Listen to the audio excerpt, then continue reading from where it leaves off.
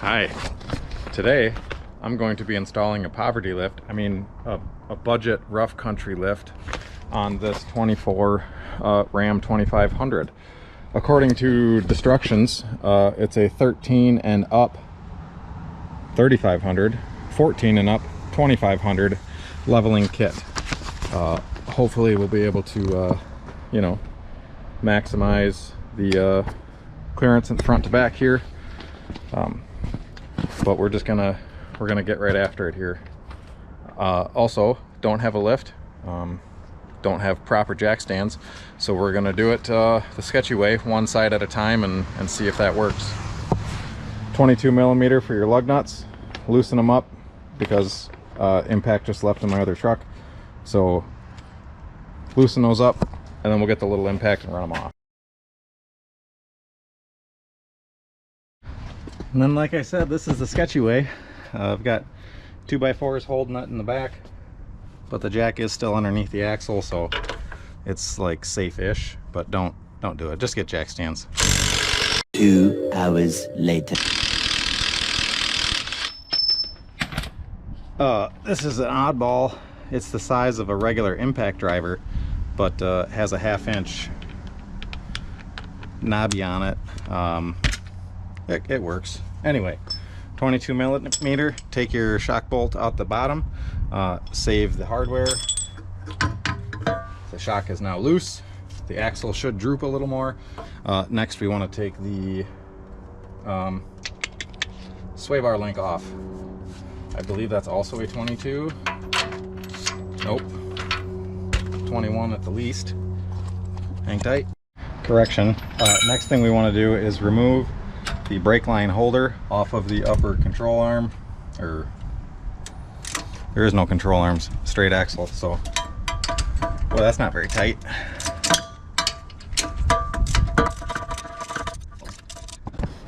I had some helpers cleaning the garage with me. So far I can't find my regular 3/8 ratchet, my 3/8 stick ratchet, air gun,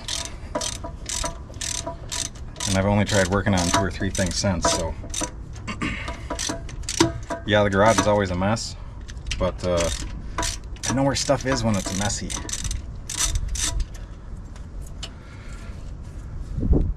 Give that a little tweak out of the way. Now to the sway bar link, which is a 21 millimeter.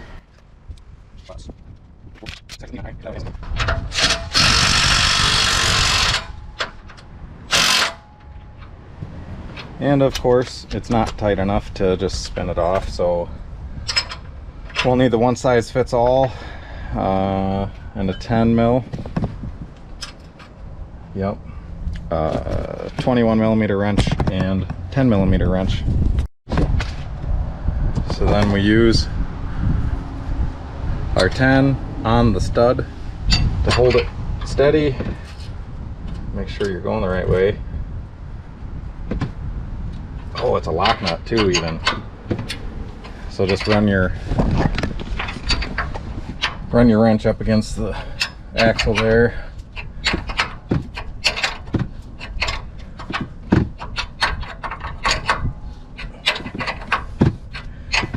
It's a lot handier when they put a flat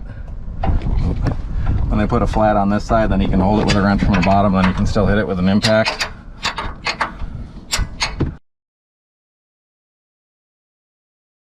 We slowly let the axle down and our spring should get loose.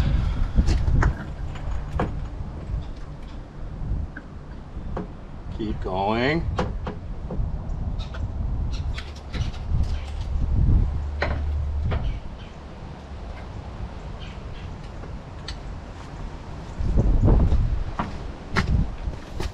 Okay, there we go. I'm not even gonna tell you how I got to this point.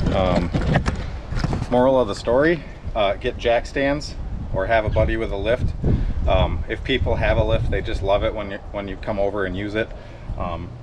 Kick their stuff off the hoist, get your stuff in there, work on it, or go to a local Chinese emporium store and buy some high quality jack stands. Just make sure you don't hit the lever, otherwise you'll be in a pickle. But anyway, here we are. Spring is out. Coil springs are dangerous. Stored energy and all that good stuff. So you want to remove your coil spacer puck. Make sure we keep that. Now for the tricky part. This one has a D hole, and this one has a P hole. Anyway, D is for driver side. So there is already a hole in the backside, and we'll find the D hole, and that's where you're gonna have to drill a hole into the frame. Not ideal, but it says a 3/8 bolt. It says like 13/64 or something. Give her the 3/8 in the old Waller trick. I'll grab that and hog a hole. Small thing, word to the wise, but when you put bolts and nuts in things that suspension wise, or basically anywhere that holds stuff together and gravity is part of your thing, you want to put the bolt in from the top side, so that way, let's say that the nut does fall off, well then you still have basically a pin for retention. It's just a good little easy retention tip. You know, because let's say the spacer's in here and nut falls off. Yeah, it's gonna wiggle around. It could. I mean, if you take it to the Baja 1000 or something. But anyway, we will figure out where that feels good-ish, centered, like so. It's 13/32, which somehow is the first drill bit I found. Just going to mark it with a little dimple. Remove the nut.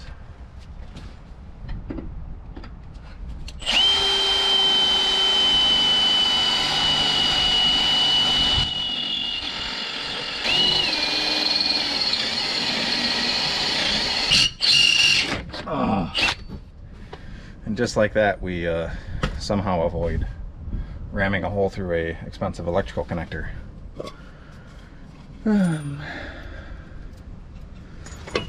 Now remove your bolt from the back washer.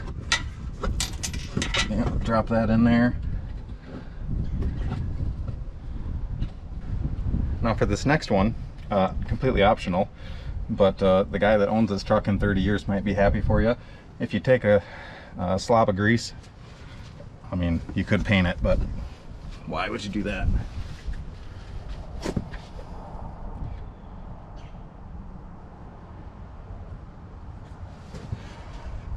Don't wipe it on your brake rotor, because that'd be bad.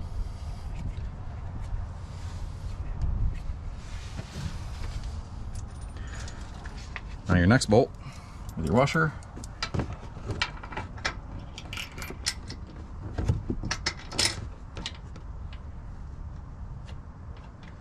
In through the top there.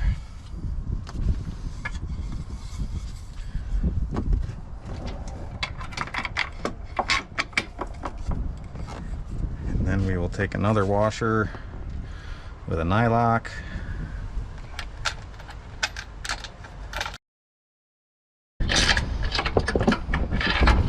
If you can get one snug to center it, and then you can get the other one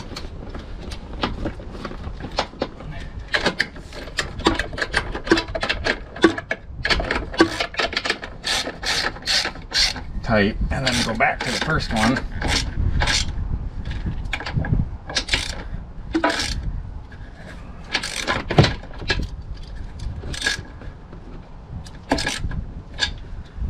Now these nylocks are not really long enough here.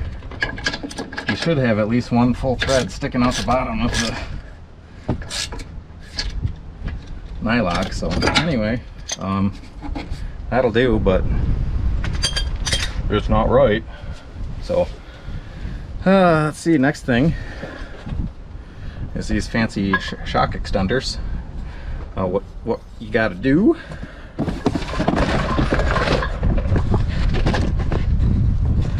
is you rotate your shock 90 degrees. You will use separate bolts that are supplied. Where does the bushing go?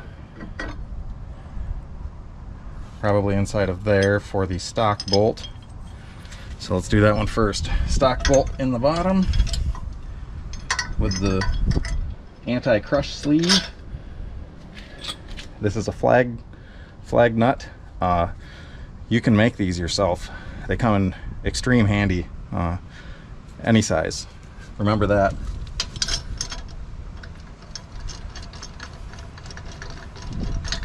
So we'll call that one started. Then, using some more supplied nuts, washers, bolts, and everything, we're gonna have to lift the axle up, but I'm going to go do the other side now. Because if I pick this up, I don't think I'll be able to get that coil spring back in. So, pause 10 seconds for station identification. I learned two things on the other side. One, do not over tighten these. This thing will crack. Even though you don't have any thread sticking out of the nylock, evidently they don't want to do it right, so here we are. Anyway, this is your alignment tab. On this side, you want it in the D for driver side hole. That's clocking your spring in a different spot. They must want it there for lift or some reason. Anyway, a little bit of that extra grease you had, just the tip. Get that lubed up a little bit there. The D hole is right here. Just slides right in just like that. And then this is the second thing I learned, that this sucks. Watch this side like fall right in. Nope. So I did it that way. And then I pushed. And I don't like springs because they bite your fingers. Watch out for your probably expensive brake lines. Using a pry bar.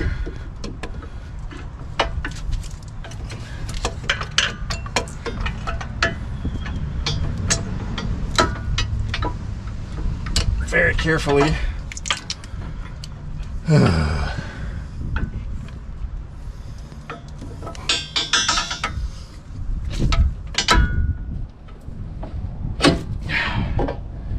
Get that in the upper coil pocket. Make sure you line up your end coil with the relief. It appears that the bottom one is in a different spot than stock. So now what we'll do is tighten up this lower shock extension bolt here.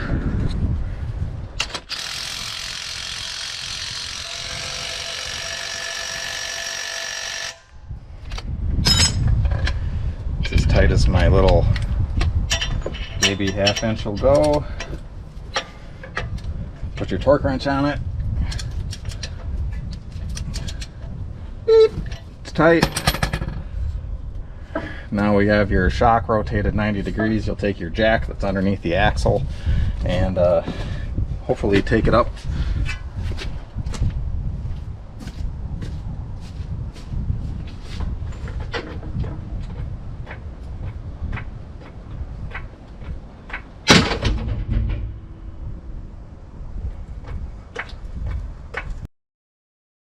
Well, that made a cool noise that I don't know what it was about. Take your new bolt and a flat washer. Ooh. Evidently go another half a pump.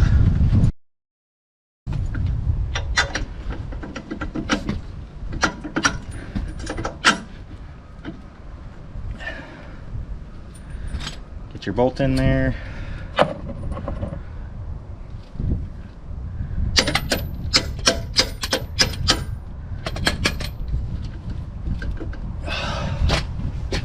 Down, which I evidently used for something that was very skinny.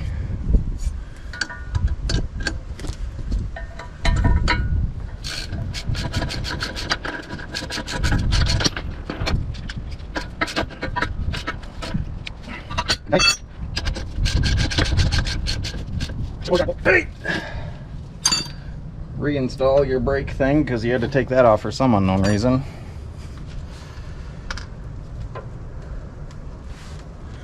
If you can find your bolt.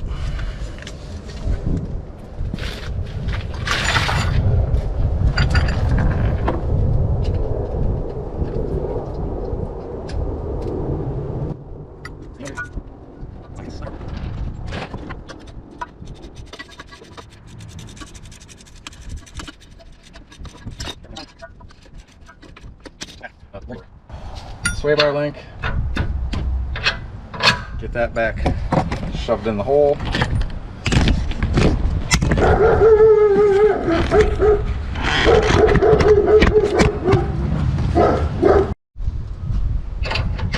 Just keep your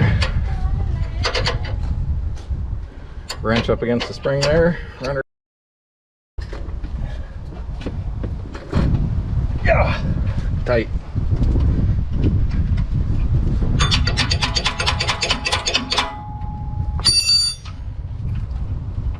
Get your wrench off of there somehow. Come on. Just like so. Well, there we go. Sway bars tightened up. Coil springs are in. Checked all the arrangement seating of the springs. It says very clearly in the instructions to take it in and get it professionally aligned. Yeah, the spring was about like so. So a guy just took and turned the lower adjuster bolt. The spring's not super crooked anymore, but like I said earlier, these are definitely the poverty way of doing it. It was 85 bucks, and yeah, it works. It'll probably do the thing. But as for the last trick of balling on the budget, oh yeah, you know it. Come in, find the hole. 1.5-inch spacers. Looks like we got to take the brake retaining wave washers off. 1.5 inches so far is inside of here. So what we got is some red Loctite. Get those torqued down, get the wave washers pulled off, go around, check them 2-3 times before the Loctite sets, throw some wheels on. Well, for those of you following at home, it's a couple hours later. It is now raining, and I've started a project, and now I have to finish it. Anyway,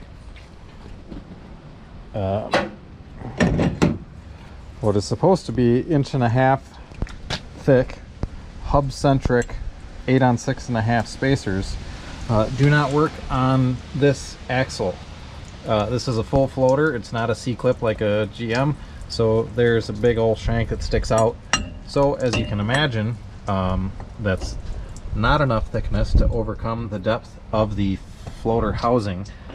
So you have two options: send them back, get a different one, but they do not. I don't know how you would make a hub-centric for a full floater rear end. So ran out to the lathe, cleaned her up on the inside, and left the ever so smallest ridge on there. It's not ideal. That would, however, work on a Chevy Dana 70. I don't know on hub sizes, but it would fit on this style axle. It just doesn't fit on a floater, which a couple of Amazon reviews said doesn't fit, doesn't work. Seller tells you to get bent when you tell them that it doesn't work. So I knew the risks, but here we are. I'll get these brake retaining clips off and get those on.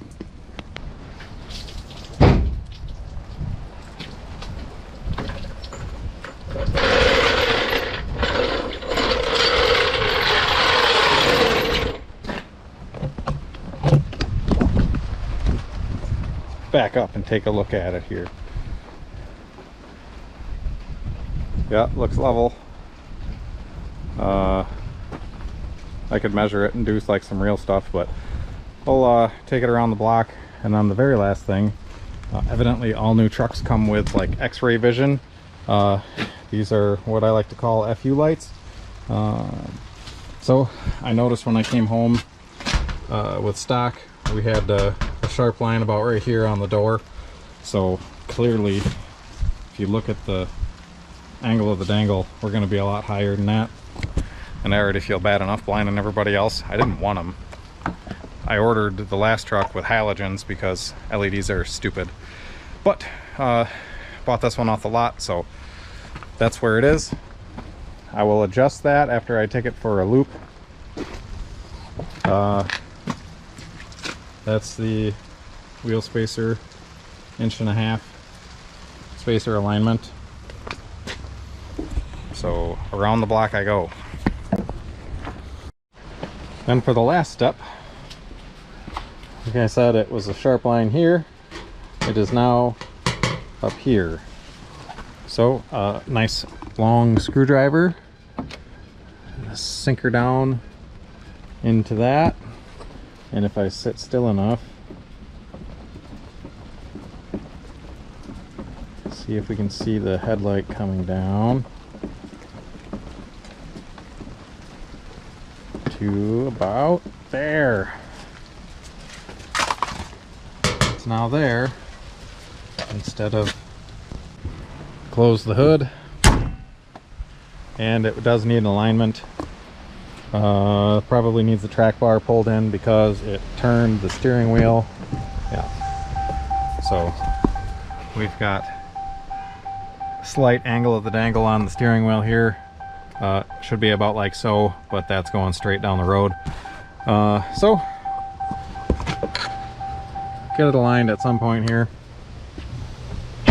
But I did get the caster angle pretty close, because if you get the caster not far enough one way or the other, it'll either like try to get real darty, or the steering wheel will not return to center. So good enough. Should have done this before, but science.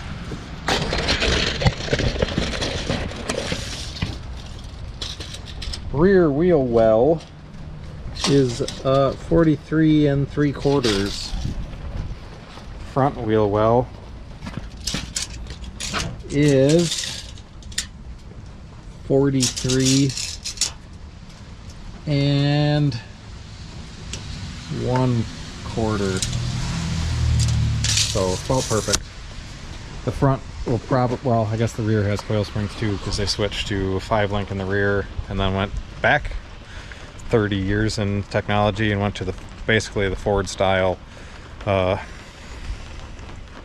radius arm instead of the 4-link like they had in the 90s. But anyway, there it is, leveled for $80. Spacers are 120 with mixed reviews on those.